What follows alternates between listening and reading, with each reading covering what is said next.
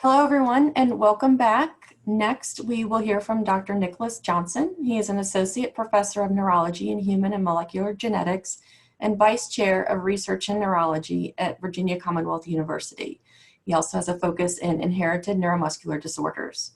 He received his undergraduate degree in molecular and cellular biology and psychology at the University of Arizona. He then obtained his medical degree at the University of Arizona. His laboratory is focused on identifying the pathogenesis of limb-girdle muscular dystrophy, myotonic dystrophy, and FSHD, and also identifying appropriate clinical endpoints for these conditions. Thank you for joining us, Dr. Johnson. I'll turn it over to you. Great, thanks. Can you hear me okay? I can hear you.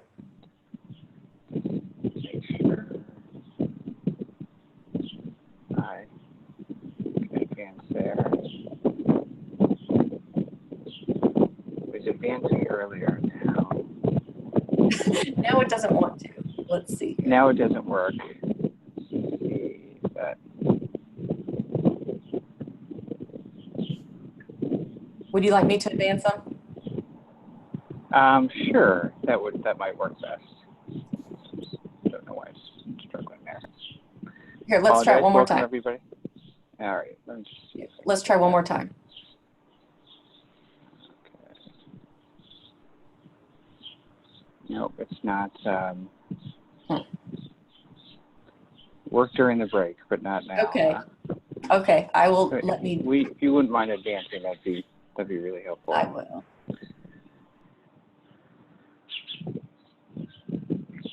Welcome, everyone. So we're going to talk a little bit about research in limb-girdle muscular dystrophy, and I will focus a bit on the impact of COVID-19, which is certainly here with us today, and making sure that we're able to advance research for all of you on the phone. Go to the next slide. My disclosures. The next slide. So if you looked on clinicaltrials.gov, these were the pre-COVID-19 limb-girdle muscular dystrophy clinical trials. There was a large number of natural history studies, and we're going to talk a little bit about that, both conducted by our group, Nationwide Children's, University of Iowa, then also in Europe. And then there was just one treatment study that was available on clinicaltrials.gov, and our hope, of course, is to shift that list off of natural history studies and into treatment studies, but we certainly need your help to do that. Go to the next slide. One of the first things is, what does it mean to participate in research? That's a really important thing. I obviously think it's a big deal. I consider our work as a partnership with the patients and people I see with limb-girdle muscular dystrophy. If we're both not on the same page, then it's just not going to work, right? I mean, we really do need to have a partnership. We're working hard to design good clinical trials for you to make sure that they're effective for you, but we can't do that without your assistance. So, how do you get involved? Well, the first thing you can do is go to that website, clinicaltrials.gov, and look for studies for you. You can type limb-girdle muscular dystrophy.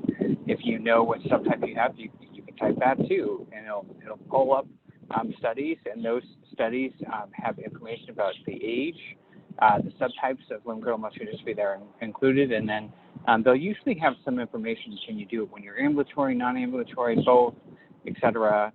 And then most importantly, those studies include contact information. If you're not sure about the study, or do I qualify, do I not qualify, what does it mean, just ask. There's a contact there. I get lots of emails. I'm happy to help, and feel free to email or contact that person. So what study should I participate in? So, you saw on the list, there's many different natural history studies. Many people can participate in more than one natural history study. I heard the last speaker talk about reaching out to your neuromuscular expert. Ask that person what studies are best for you specifically. And then natural history studies typically have a pretty low risk associated with them. It's kind of just the risk associated with pushing and pulling on the muscles, or if there's a blood draw or muscle biopsy, that risk. Drug trials do include more risk, and so you need to discuss with the investigator what those are and whether or not they're acceptable to you. But I encourage you to have that conversation, both for yourself and for the investigator. Next slide, please. So why do a natural history study, or why are there so many of them? I mean, I think natural history studies are really a broad category. So some may say different patient groups, different outcome measure, different biomarkers, and even though they all are called natural history studies, many have different goals or objectives. And so, it's important that you understand the study that you're in and say, well, it's okay if we do more than one natural history study, because we're still trying to get information for you.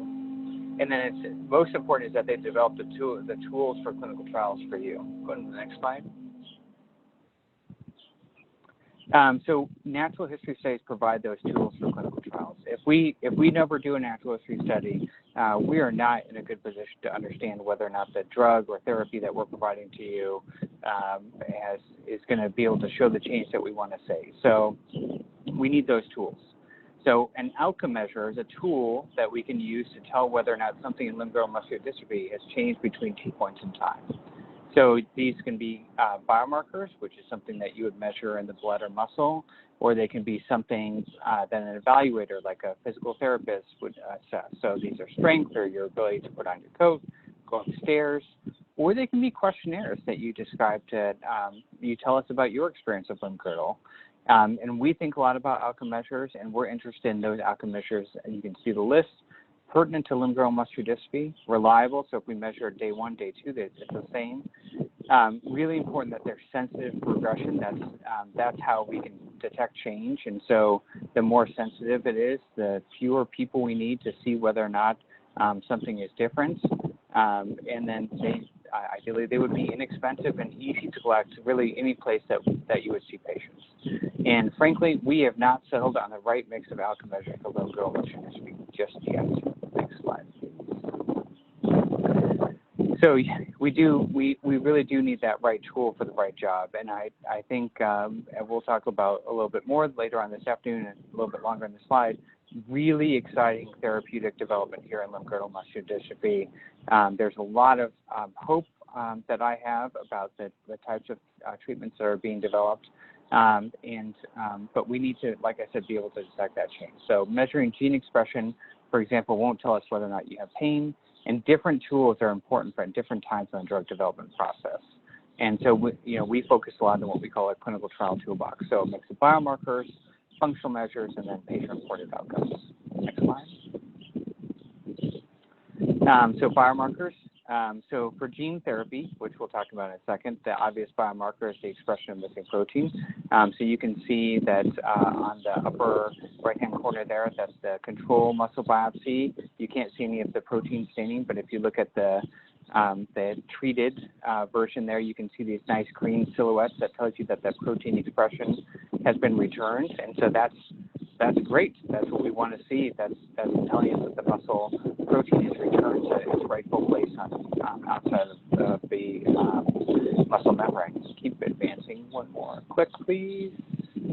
And then, for limb-girdles, some limb-girdles, it may be things that we can measure in blood, so evidence of muscle destruction or inflammatory markers. Next slide.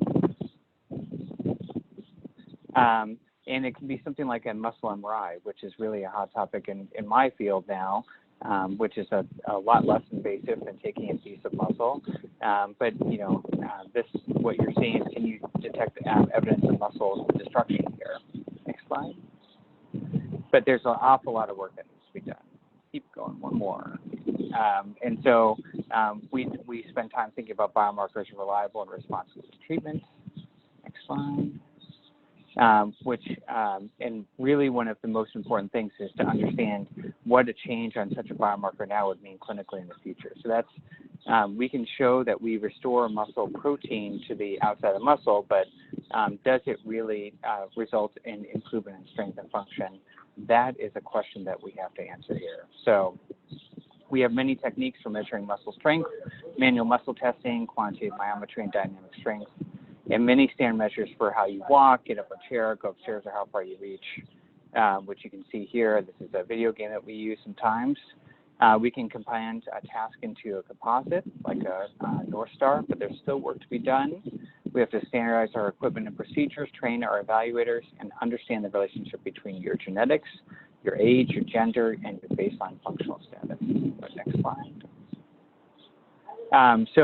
We have worked closely with many investigators across the United States and Europe to develop a consortium called GRASP-LGMD. This consortium is supported by the Muscular Dystrophy Association.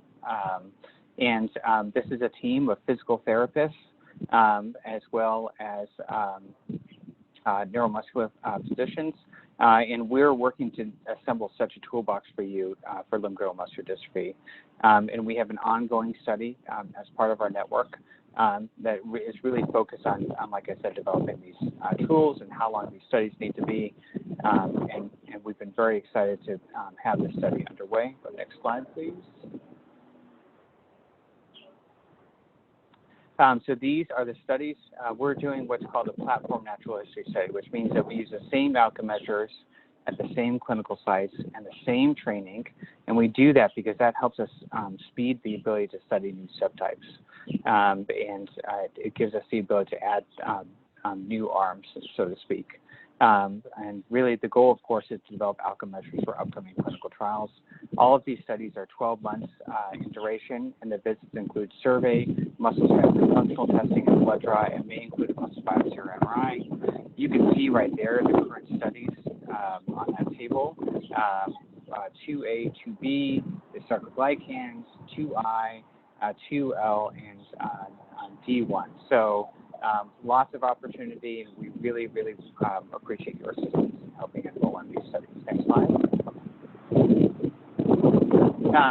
We also have been focused diligent as another arm of our group to understand variant resolution and the limb-girdle muscular dystrophy. So because of the possibility for gene replacement therapies and that guide medical surveillance, we know that if you've had genetic testing in the past 5 years, about 55% of people will have something called a variant of unknown significance, which is very difficult to discern whether or not that's actually benign or pathogenic.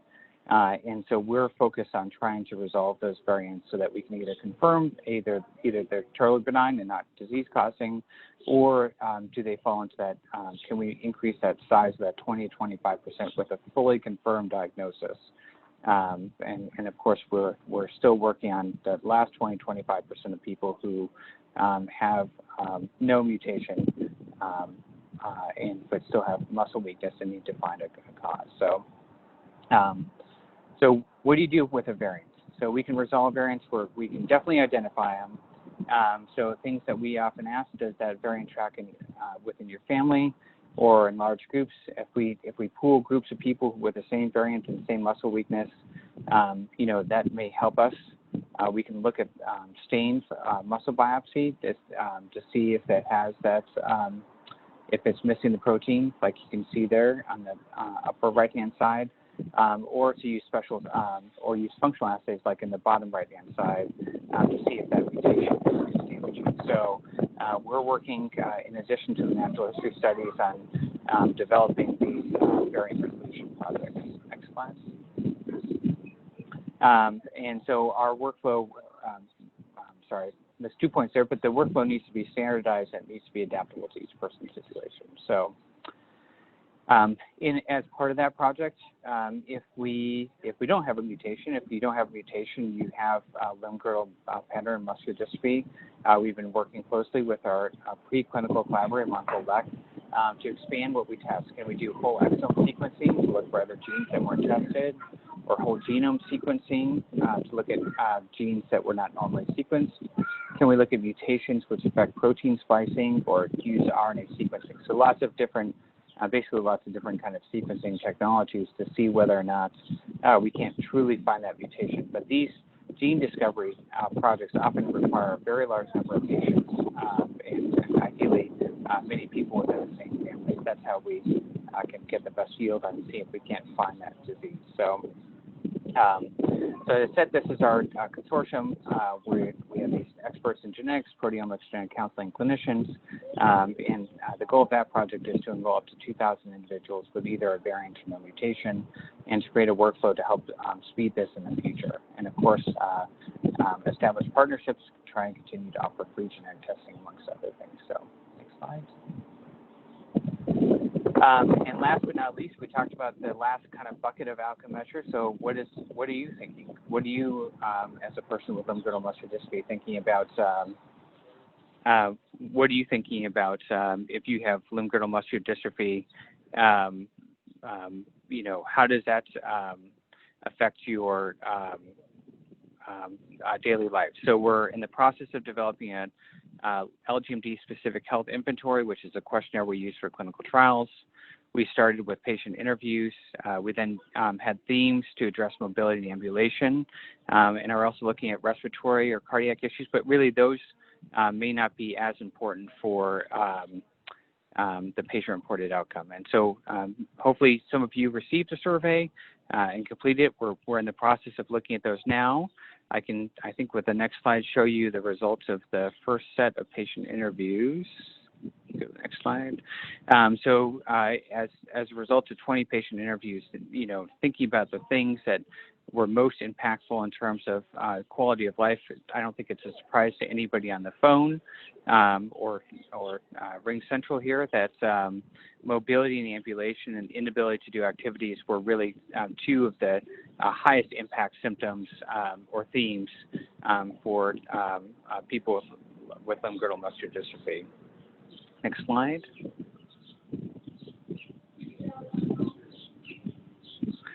So these are the current consortium members. I want to give a shout out to all the sites here.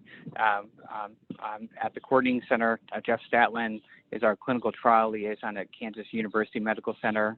Our clinical evaluators come from Nationwide Children's Hospital, and Chris Weil at Washington University serves as a biobank. But you can see there, we really have an outstanding group of investigators, and hopefully we have geographically represented somewhat close to you. We're always looking to expand sites so that we can try and bring our studies closer to where you live. Next slide, please. Okay, so we spent a lot of time thinking about how we get ready for clinical trials, but let's talk a little bit about therapeutic development. That's the exciting stuff, right? So I think it kind of falls into two categories. There's gene replacement therapies and small molecules. So gene replacement therapies, these are basically viruses that are shelled out and help to replace the defective gene that's missing. They're best really in an autosomal recessive condition, so the LGMD2 conditions, because these are loss of function, not that they're not possible in autosomal dominant. It's a different kind of mechanism. These are, as they stand right now, likely one-time therapies. They replace the gene and allow the protein to be expressed. And they do carry a potential risk of immune reaction, but there's lots of efforts to be done to minimize that. Next slide.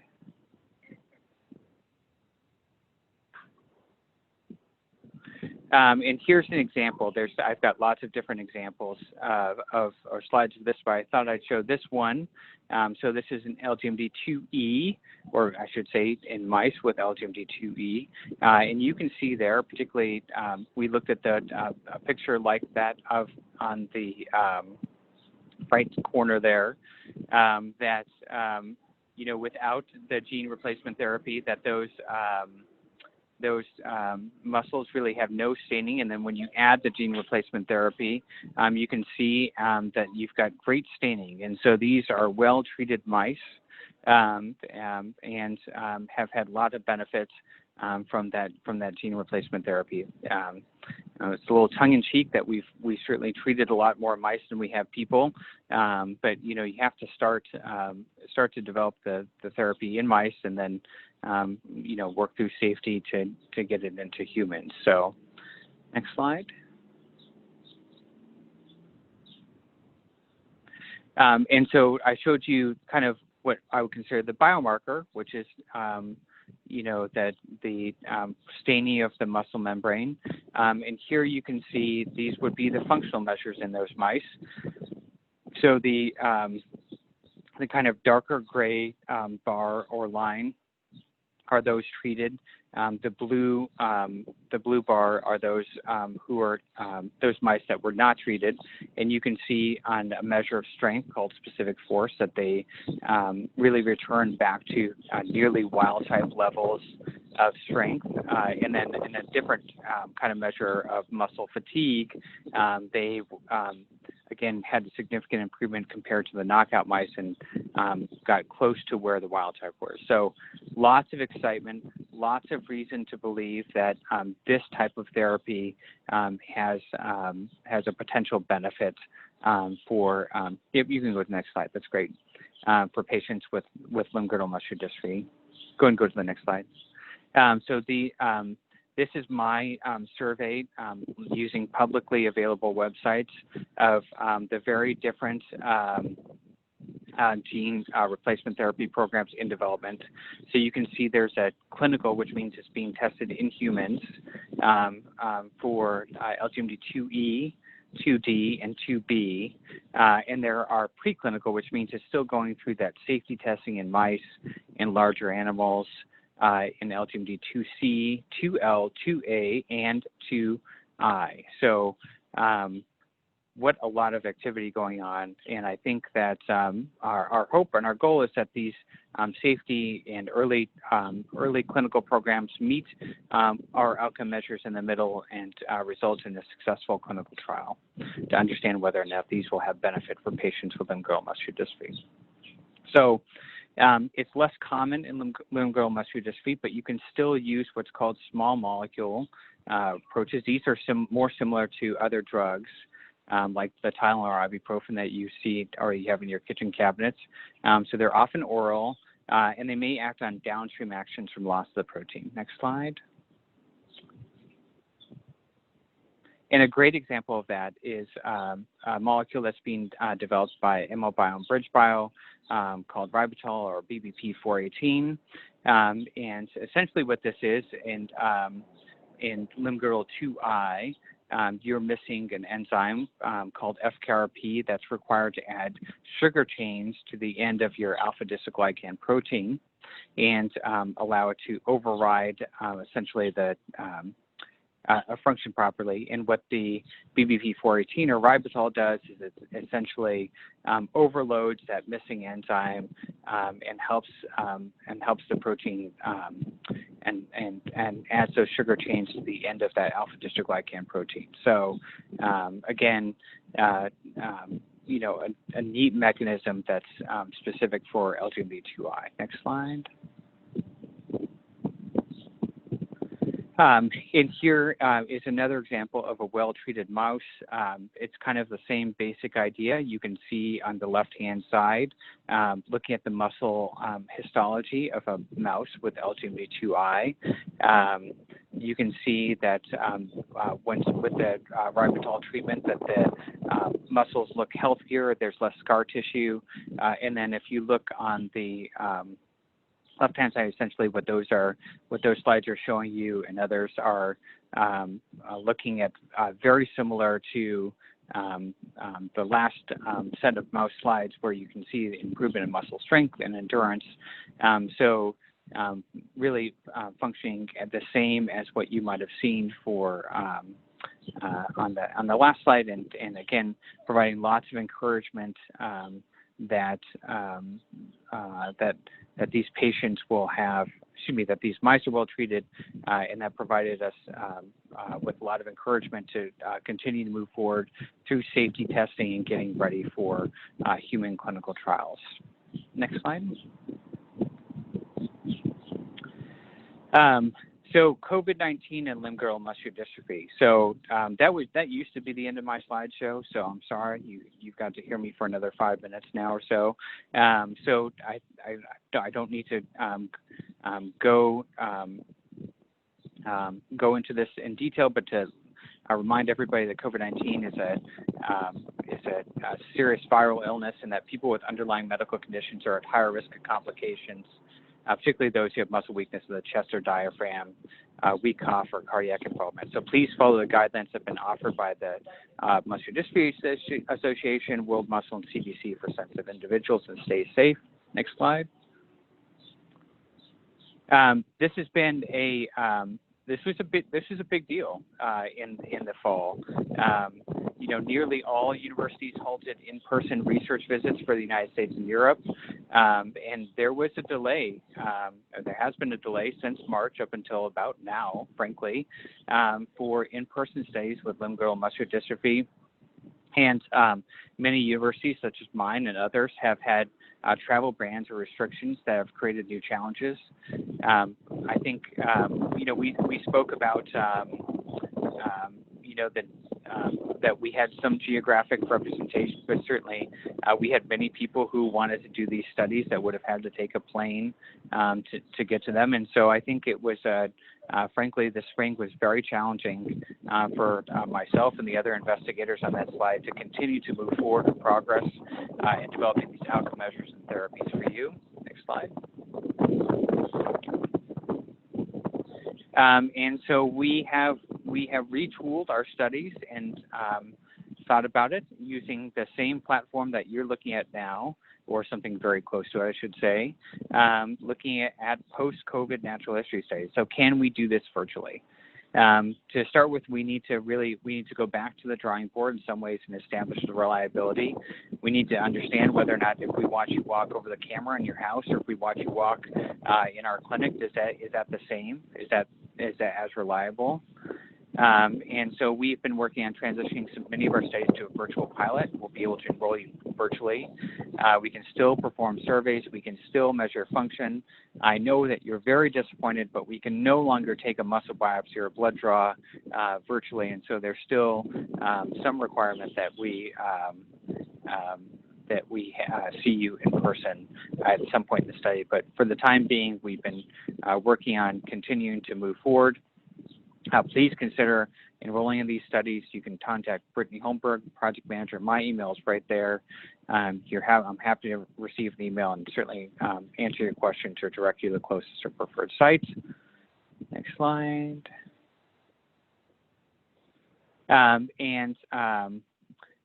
The clinical trials, I think, still remain on current timelines. So regulatory and safety work is ongoing.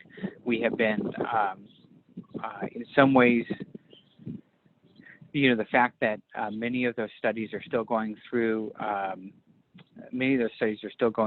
safety testing in animals, allowed that work to continue to happen even while clinical trials were shut down. So I think, you know, in some ways we were able to avoid some of the serious issues that would have happened, you know, should we've been trying to do those gene replacement trials during the course of the pandemic, the early spring or late spring. So I want to thank many of our investigators and, of course, our support, including the Muscular Dystrophy Association and others. And with that, I will take questions. All right. Thank you, Dr. Johnson. That was a lot of information, a lot of great information. We do have a couple questions for you. One person's wondering, have you ever done trials for 1B? We have not done trials in 1B. I'll tell you that we started our natural history trials really trying to focus on those subtypes where either a gene replacement or small molecule therapy was very close to clinical development. And so that's where we started. It is our hope and goal to continue to expand in concert with the therapeutic approaches to other subtypes. Okay.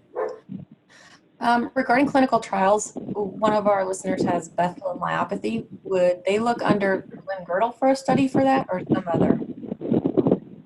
I'm sorry, I missed it. What type of myopathy? Bethlehem. Oh, Bethlehem myopathy. So that's always a tricky one because it's both a congenital muscular dystrophy and a limb-girdle muscular dystrophy, and so I would certainly direct you to, if you type in Bethlehem myopathy, I think you would see stuff. And I know that Carson Bonneman's group at National Institutes of Health has lots of ongoing work with that particular subtype. So that would be the first place I would start. Okay. If you had genetic testing 15 years ago, should I get another one done? It did tell them that they were 2D, limb-girdle 2D.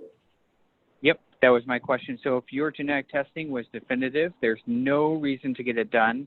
If your genetic testing was not definitive, so you had one of those things, variant of unknown significance, it may be worth revisiting that with either the testing lab that you had it done with, or with your neurologist, or your geneticist, or your genetic counselor, because a lot of times those variants can be updated, on an annual basis. So it may be that you were told that it was, they weren't sure, and then they've gone back and looked at it and said that it actually was pathogenic or benign. Okay, all right. Is there anything being done for LMNA mutation, type 1B? Type 1B, not that I'm aware of right now, but okay. I think, certainly continue to bring it up, and we can continue to work on developing new studies. Are there any plans to get a GRASP site in the Texas, Louisiana area? We have certainly looked in that region. It's one of the areas that, we use a map of the United States. And so if we can find appropriate clinicians, then we've certainly thought about Texas in the past. Okay. This is an interesting question. I think it might be on a lot of people's minds. Can someone participate in more than one clinical trial or study? So I think for the natural history studies, many times people can participate in more than one study. But for the clinical trials, so a drug trial like a gene replacement therapy or small molecule, and many times there's lots of exclusions, and really it would be a one choice kind of deal. Natural history, yes. Drug trials, no. Okay. Are there any microRNAs that can be potentially used as biomarkers for limb-girdle?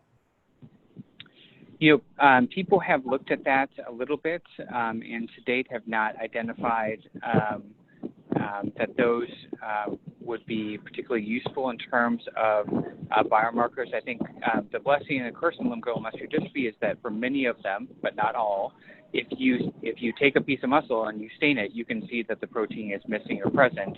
And so lots of people start to think lots of people start to have really thought that, we're just going to keep taking muscle and see whether or not the protein comes back. So I'm sorry about that. Okay. Any trials for Desmond replacement? So unfortunately for Desmond and laminin AC and many of the other dominant forms, so it turns out that it's a lot easier if you're missing a gene. I'll restate that. For currently in preclinical development, it's a lot easier to replace a gene than it is to deal with a gene that's being overexpressed. That would be things like Desmond or the laminin AC. And so those types of therapies or those types of subtypes are a little bit further back in terms of therapeutic development. Okay. Is ribitol similar to ribose? Did I pronounce that right? RIBOSE? Word of caution there that ribose competes with your glucose metabolism, and so you need to be really careful that you don't cause yourself hypoglycemia or low blood sugar by taking that. Ribitol is chemically derived, and so it's not the same thing. It's a prodrug, and actually can be given a lot more safely. All right. A few more questions. Does LMGD2B, as in boy, potential gene therapies come with an age or stage restriction? So, you know, I think I didn't touch too much about this, but these clinical trials often take multiple steps, and so usually the very first trials, which are the safety trials, are very narrow age range and usually a pretty narrow functional status. So they want people who can walk exactly 3.6 seconds. Don't quote me on the time, but you know, very specific patients, and so sometimes it can be really challenging to get into those studies. Okay. I will say that many therapies, after, you know, as they move through the different phases of development, often broaden out both in ages and functional status. Okay. Would having posterior spine insert impact being able to be on a trial for, is it RIBOT, R-I-B-O-T? Not to my knowledge, no. Okay. And could a blood draw be done at a local lab and mailed to you for the natural history study for ribitol? Is that a possibility? So the blood work there, currently we're working on we have put in some redundancy, and we'll be deferring the blood collections until later on in the study. And one person wrote down here, the GRASP trial recruitment is enrolling by invitation. Are you still taking participants for that? Yes. Some of the institutions in the consortium, as I kind of alluded to, are still closed down for the COVID-19 pandemic, but I expect to see many of them opening over the next few months. Okay.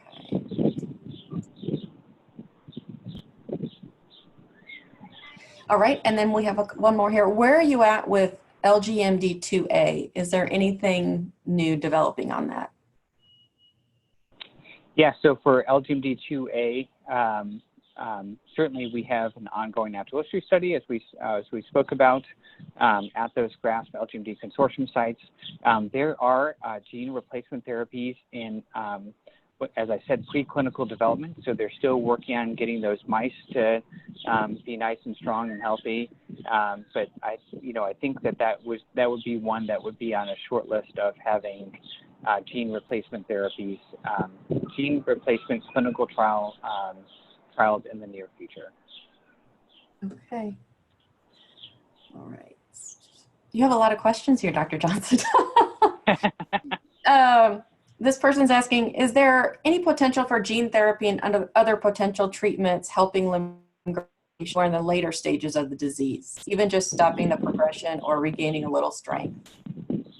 Yeah, great question. So think about it in two phases. Any of the therapies, either the gene replacement therapy or the ribitol, aim at treating the underlying molecular defect. So, you have, I'll use sarcoglycan. So you have a sarcoglycan mutation, and so you're not making that protein. As soon as you receive that therapy, the idea, of course, is that you restore some level of protein expression. How much remains to be determined, and that those muscles have some improvement. One of the challenges, of course, is that during the natural history of limb-girdle muscular dystrophy, those muscles are injured. They're replaced by scar tissue and fat tissue. And to the extent that in an individual muscle it's fully replaced by scar tissue or fat tissue, it's hard to believe that there's going to be a lot of benefit for that particular muscle. But at any stage of disease, you absolutely have muscles that would have a benefit from having the protein be restored. So I think, there's a big open question about, when will we be able to give the gene replacement therapy? Should they be clinically approved? And who would benefit the most? Probably those early in the disease, but there's likely people with very late stage disease that would have some benefit from these types of therapies. So, but that stuff really needs to be worked out. Okay. Are you, do you have any timing on when the clinic will start for 2B? So, so the best source of information for that for when people would be able to be enrolling is if you go to that clinicaltrials.gov site that I flashed early on in the presentation and search LGMD2B, and when there's a trial that's ready to be enrolling for it, you'll see it, and you should contact that person. If you are involved in one of our natural history studies, we do take care as clinical trials come forward that we specifically notify you. Even if you're not involved in those, you can certainly talk to your MDA care physician and see if they can let you know when it's available. So I don't have the exact time, but those would be your best sources of information. Okay. And then lastly, we'll finish up. We've got 2 questions and then we'll wrap up. This person is saying that as well as them, their 2 siblings had genetic testing with one mutation of CAPN3 identified, but the other has not been identified. She wants to know if the mutation they have is not known to be dominant, should they pursue further information? That is a hard question to answer over Ring Central. But I think I think they would benefit from having a little bit more digging done, and that's that kind of second set of studies that I talked about that was being led by Chris Weil at Washington University and Marco Leck, trying to identify those variants, because it's possible that the second mutation may be in what's called the non-coding sequence, which sometimes is not well captured on the panel. So you need a little bit. I would need a little bit more detail, but I would encourage a person to continue to investigate. Okay, and then lastly, the progression in limb-girdle, it differs with individuals. Can progression plateau or level out, or does it consistently continue? Yeah, I think it certainly varies a bit by subtype and an awful lot by person. Unfortunately, to the best of our knowledge, it is a progressive condition, and we're not aware that in fact that the progression levels out completely, that there's always a little bit of progression. So that's why I'm so excited, and by all the therapeutics that are under development, and hoping that we can come back in a few years and have a different answer. All right. Well, thank you very much for your time, Dr. Johnson, and thank you for taking time out with your family. I know that you're going to have some fun this afternoon. So thank you for popping in and talking with us. Have a great rest of your day.